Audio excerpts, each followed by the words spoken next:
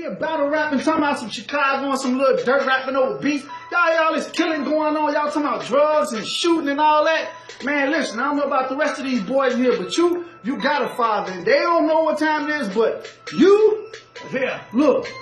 You know the rules. You go to school, see, you get good grades and be an athlete. If the teacher called me one more time, boy, I swear to God, you're getting your ass beat. There's no on the block, there's no serving rocks, there's no dodging cops, there's no laying up. Yeah, follow me and you man up. I got a Maserati and a damn truck. See, I went to school, then I went to work, then I started bidding down, band up. Yeah, the dope boy, they some damn fuck shorty. Follow me and God's plan, bro. See injustice, you standing up. When you see the cops, you put your hands up, you bring your voice down, you put your pants up, you keep your hands up, and you answer, yes, sir. No, sir. The cop say, come a little closer. You see his hand on that holster, then you hold up and I roll up, cause I know the law. The gangs and the guns can't control you, dog. The bonds and the jails can't hold you, dog. See, it's family first, like I told you, dog. And I'm a soldier, dog. Now it's over. Get your ass out of here. You talking about some rapper. Who you want to be like?